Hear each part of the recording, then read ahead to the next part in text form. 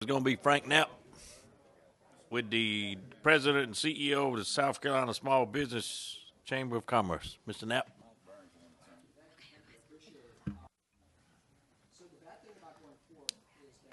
Could we cut the microphone on, please? Yeah.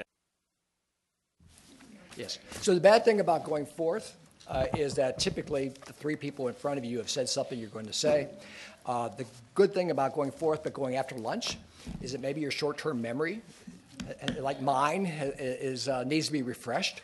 So thank you very much for allowing me to come in, and I hope everybody did have a good lunch. So, Mr. Chairman and members of the committee, thank you for the opportunity to appear today on this important issue. I am Frank Knapp, President and CEO of the South Carolina Small Business Chamber of Commerce, which I co-founded in 2000.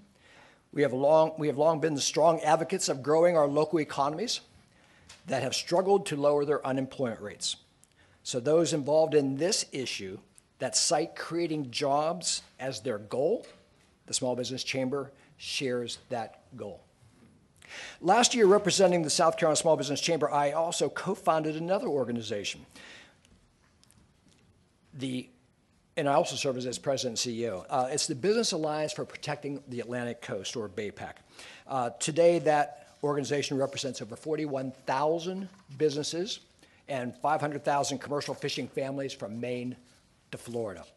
BAPAC's primary mission is to oppose offshore drilling and testing for oil in the Atlantic because of the damage both would do to our local tourism, commercial fishing, and recreation economies.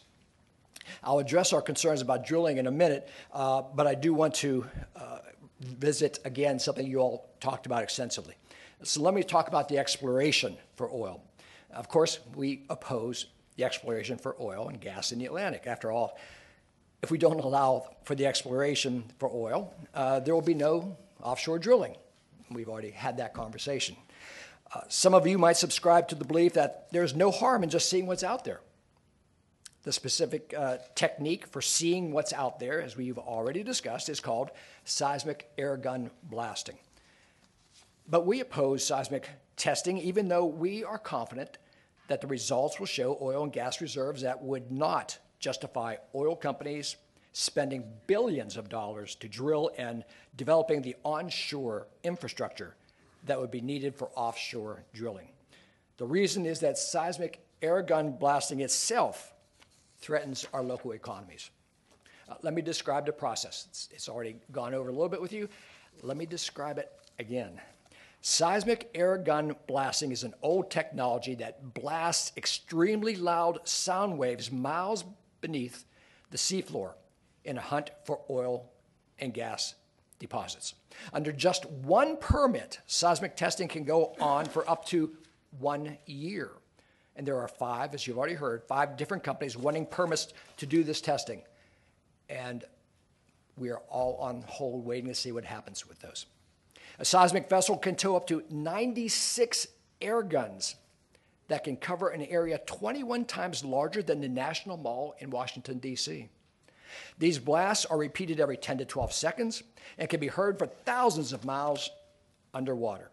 Seismic air gun blasts are one of the loudest noises in the oceans that even raises objections from the U.S. Navy.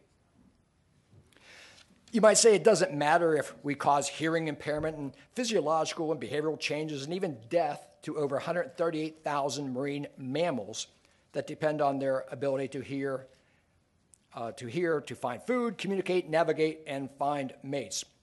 By the way, that 138,000 number comes from the BOEM, the Bureau of Ocean Energy Management.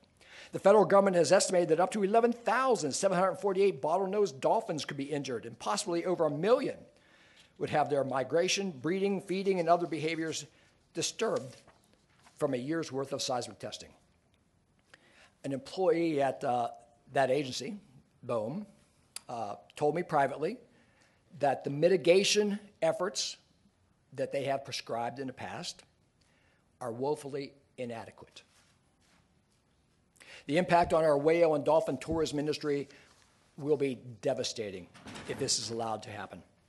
And what about all those fish that will be subject to the constant sonic booms? What do you think they will do under these conditions? Well, of course, they're going to flee. and the commercial and recreational fishermen will have a hard time finding them. And that's why the commercial fishing industry opposes seismic airgun blasting. So commercial fishing catches in Norway, as an example, decreased 45 to 70% as a result of seismic testing. Now, that would mean a loss in income to commercial fishermen, less catch, and fewer dollars for fish processors, less fish for the seafood markets, which means higher prices for our restaurants and higher food costs for our visitors.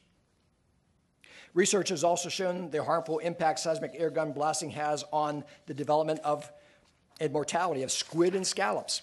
Our entire commercial fishing economy will take an economic hit from seismic airgun blasting. Oh, and those charter boats, they won't be able to keep their recreational fishermen coming if they can't find their game. But bad as all of this is, possibly even the bigger threat of seismic testing is to the marine animals that we can barely see, but form the foundation of the ocean food chain. Just this year, groundbreaking research has shown the impact of seismic airgun blasting on zooplankton communities that comprise the larval stages of many commercial fisheries species. And let me quote from that study. Scientists found that the blast from a single seismic airgun, one blast, caused a statistically significant decrease in zooplankton 24 hours after exposure. Abundance fell by at least 50% in more than half of the species observed. The scientists also found that 2 to 3 times more dead zooplankton following airgun exposure compared to controls, and shockingly, krill larvae were completely wiped out. Add all of this up and you see how innocently saying that we should see what's out there is not so innocent. Our commercial fishing and coastal recreational industries in South Carolina create 79,000 jobs and $4.4 billion in GDP. And it's all dependent on a healthy ocean with healthy marine mammals, fish, and even the tiny organisms at the bottom of the food chain. So even before we discuss the negative impact of offshore drilling on our economy, by supporting oil exploration off our coast, you are also saying you want seismic airgun blasting and all its economic destruction. You can't have the first without the latter. So now let's talk about offshore drilling. Can we just stipulate that an oil disaster, an oil spill disaster like the 2010 Deepwater Horizon in the Gulf would destroy our tourism, commercial fishing, and recreation economies of South Carolina, North Carolina, and Georgia if it happened off our state's coast? Not just for a month or two, but for years. And I could get you the statistics on the economic impact of the Deepwater Horizon oil spill if you need the proof. But most people understand that what happened with that oil spill, and that's why you hear proponents of offshore drilling talk about responsible energy development off South Carolina's coast, technological innovations, stringent new safety standards, safer than ever offshore energy development. All this happy talk is used to convince elected leaders, like yourselves, and the public that another Deepwater Horizon oil spill, even though that was just 7 years ago, is extremely unlikely to happen again.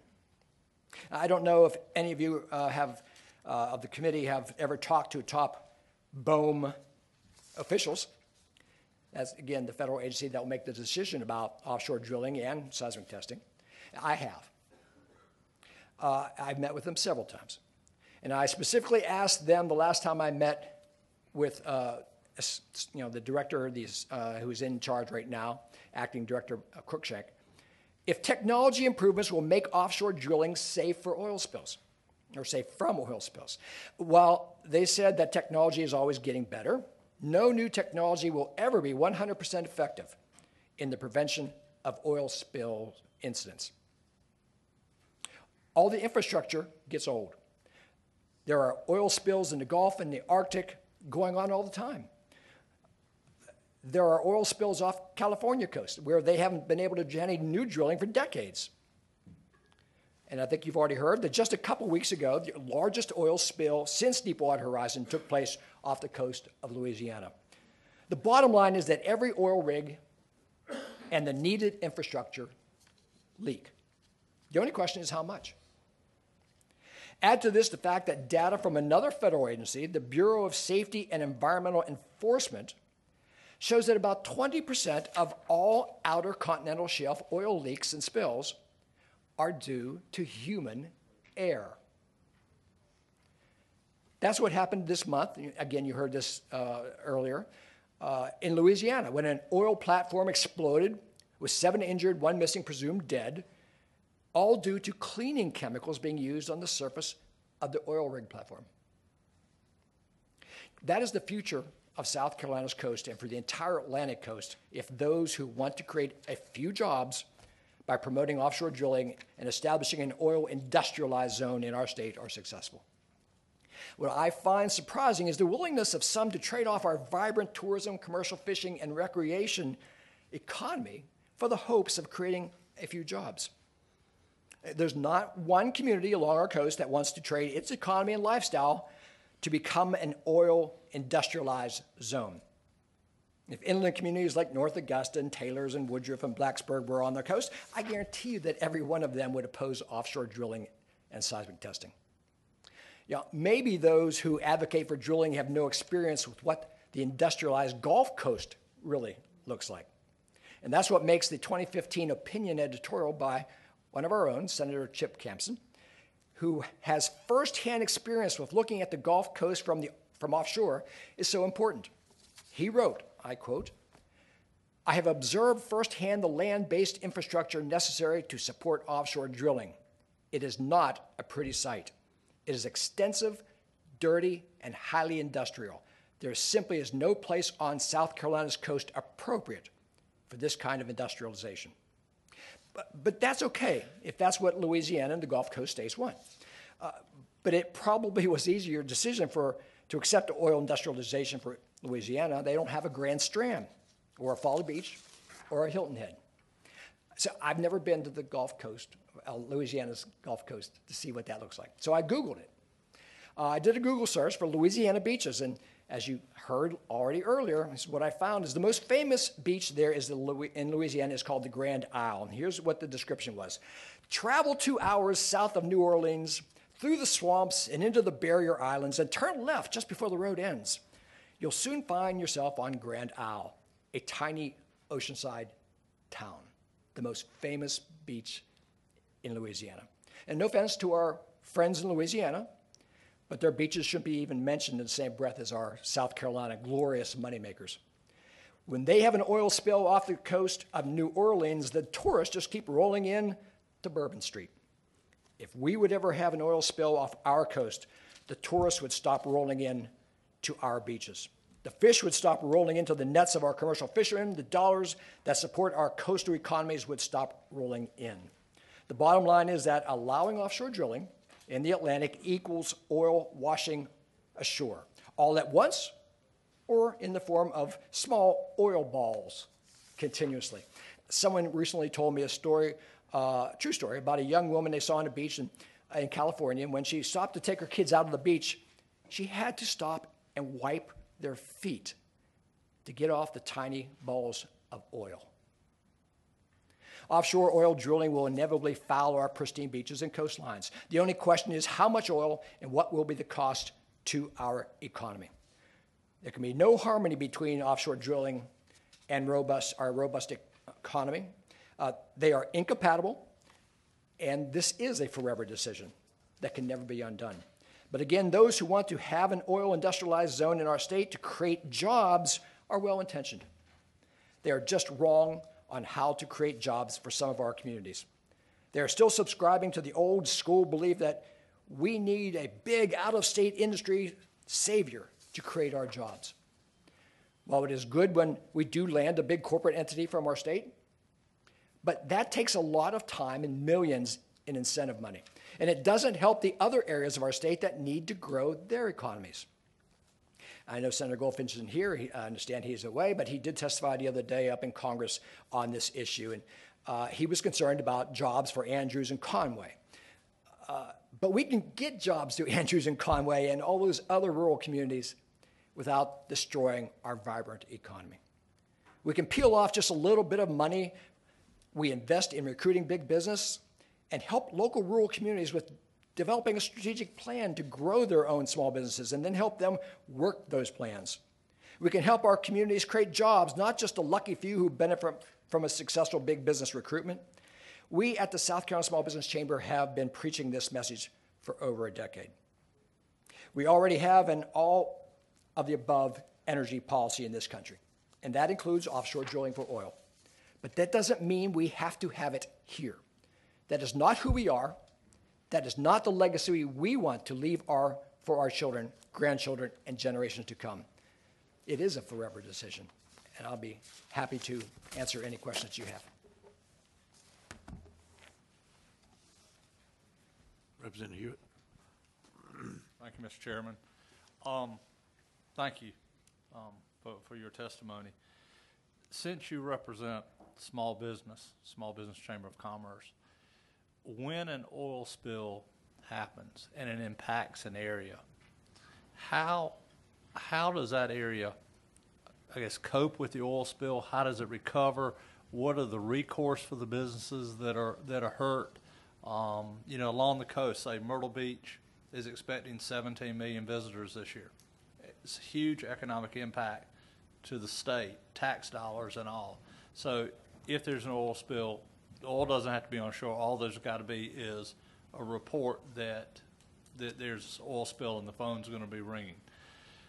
I mean, what mechanism is there to hurt the business, to help the businesses that are hurt, the employees? I mean, do oil companies step in?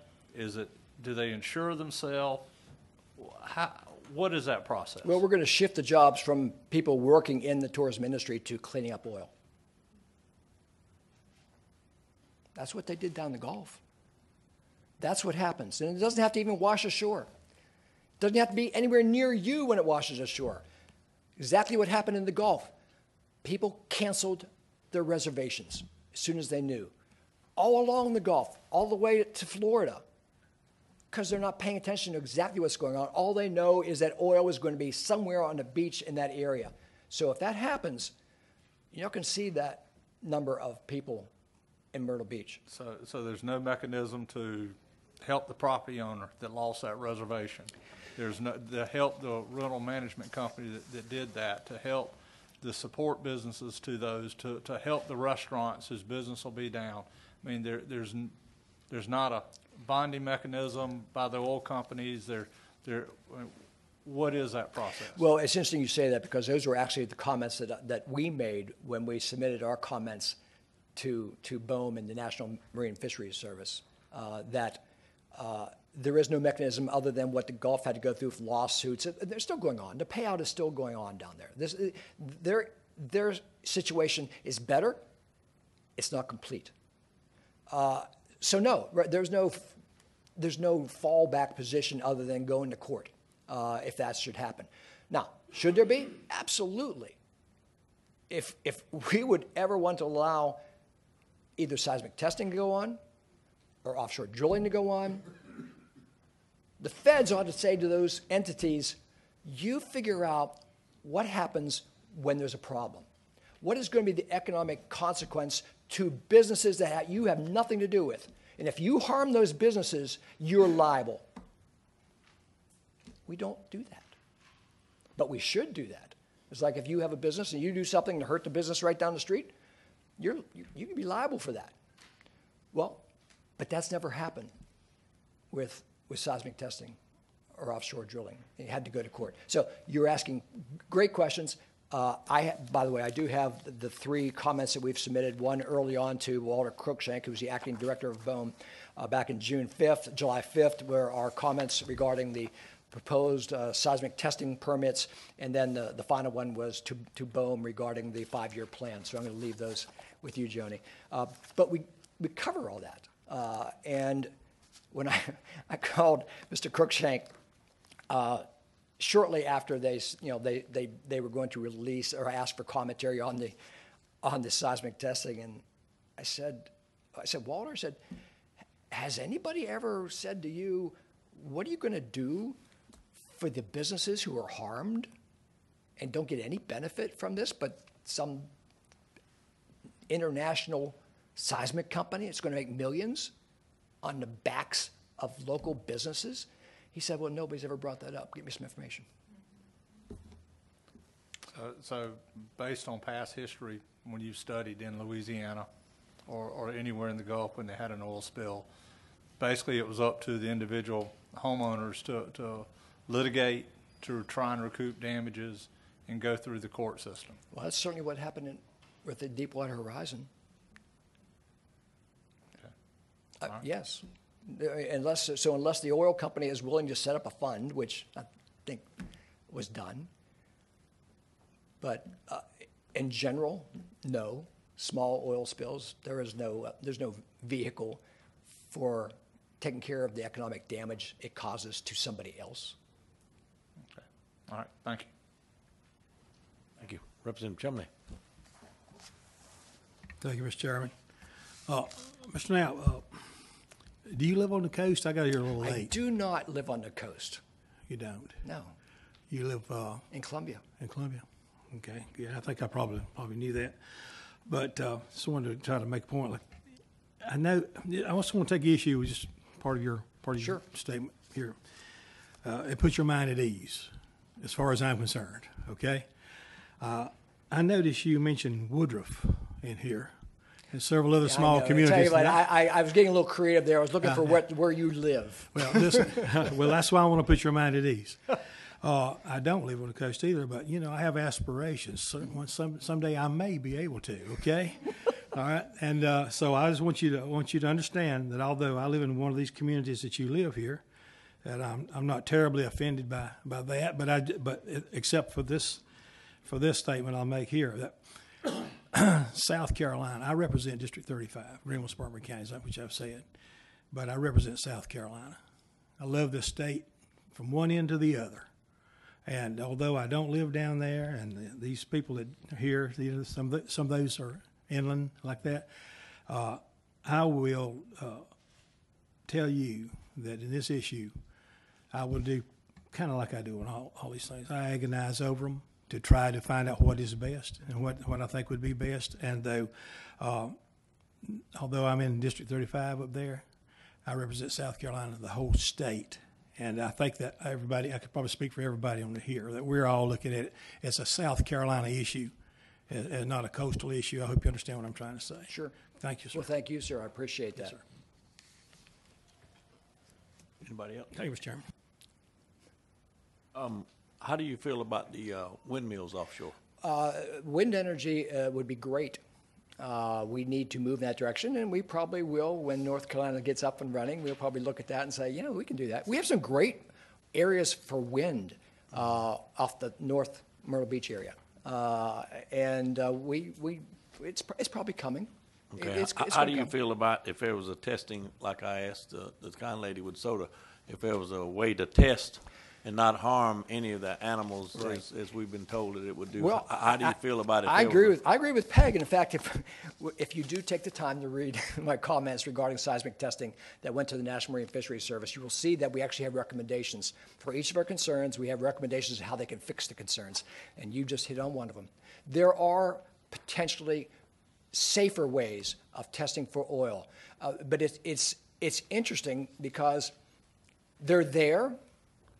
They're sort of on hold, and the reason they're not being developed is because BOEM doesn't say they have to be used. So it is a chicken or egg. So they're there to go, but there's not the money there because BOEM won't tell them to do it, and BOEM won't tell them to do it because they say they're not commercially ready. So you don't have a problem if there was a way to test and it would not harm? I as Peg said, I am fine with that. I mean, that would be perfectly. What do you say in your testimony? What you have that you were going to give us? What type of testing that was? Yes, there are a number of different types of potential testing that is not seismic testing, or they have a much more restricted area in which they do the solar blast, or maybe not as much decibels. So yes, they are there. If the federal government would simply tell the seismic companies, you have to use what is coming online. I've been told by the scientists that they're literally, some of these are within 6 months, but they just need to know there's going to be the financial, payoff. So if we passed a bill in this state that would allow testing based on what you have written in there, that type of testing with the type of equipment that you're making reference to, you'd be okay with that? I would be okay with it, except the only problem is that the feds make the decision. I understand, but I mean, we have a bill that's Yeah. for drilling and or whatever, and we have one that's against it. But if we amended one of those bills and passed it and said, okay, we're okay with it as long as you use some of the verbiage that you would have in there, and I don't even know what's in there. Yeah. But I'm just, you're saying it's something that you liked. Well, let me tell you that would be very instrumental. If the state of South Carolina could tell the federal government, yeah, we'd like to know what's out there, but you're not going to destroy our commercial fishing economy to do it. There are other scientific techniques that are there if you make the testing companies develop them and use them. Do you think if that amendment would ever appear at one of these meetings that we had, you could get your folks on the coast that you say you represent and all the people that you say you represent to be okay with it then? I would be more than happy to work with Peg on that issue. But of course, the poison pill would be Right. and promoting offshore drilling. Right, but call it what you may, but we were trying to craft something, if we decided to go that route, to craft something that would satisfy Right. people versus not satisfy So you people. probably would not get our support for a bill that promoted offshore drilling, even if it had an amendment saying, but you can only test using these procedures. Right. But it would make the bill a lot more easy to go down. Thank you. Anybody else want to follow up behind me or talk? I don't. All right, Representative Burns, he's going to try. Only comment I'd make would be, we keep drifting over to the windmill farms. And if we're going to talk about those, I'd make a suggestion we center instead of off the coast in Columbia, where most of the hot air is. Thank you, Mr. Chairman. If you want to put that amendment up, we'd be glad to visit it when it comes back up. Yeah, yeah, no. Anybody else? There's a lot on that side of it. Yeah. We do have some fun up here. Yeah. So thank you very much, Mr. Knapp. Thank you. I'm going to leave this information with Joe. Thank you. Next up, Bonnie Loomis, Executive Director of American Petroleum Institute. What you bringing? Oh, I'll tell you in a minute. yeah. We'll leave you Yeah, in suspense until then. Thank you. Thank Tell us who you. you are, and we'll be ready to go. Bear with me for 1 minute. I realized last night. Ms. Howell and I actually have exchanged emails. I'd hoped to get together with We her. tried to meet up before this. And we've not yet. I think Ms. Howell and Mr. Knapp and you and Bonnie, I think we all agree, if there was nothing to hurt anything, I think you said you wouldn't mind testing. You'd love to test, and you didn't mind testing. So I think we got a commonality there. Let's be clear. All right. That is a very big if. Yeah. There is huge research that's demonstrating the harm to marine life. No. I said if it wouldn't hurt anything. Yeah, I know. Right, That's what I'm saying. right. It's a huge Well, if. and I think Right. that too, the question is it, Yeah. is it a long-term hurt? Is it a short-term hurt? The Well, short-term, is it 24 hours? Is it 48 hours? Is it 2 months? But you that's know? that's money. That's something y'all can work on. But the other Exactly. thing is this: is seismic a common term for testing?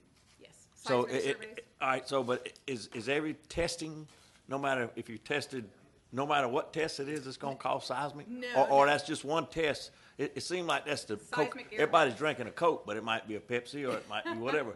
But I mean, Yeah. you see All what I of mean? the permit So- applications are for seismic Right. surveying. But if seismic is a bad word and people don't like seismic, why don't we just Well, come we're up? not going to just Well, change I'm okay with seismic. What I have trouble with is Yeah. air gun blasting. Right, but and it- Mr. and Knapp the said testing. he had a new type of testing that he Well, was this is talking true. about.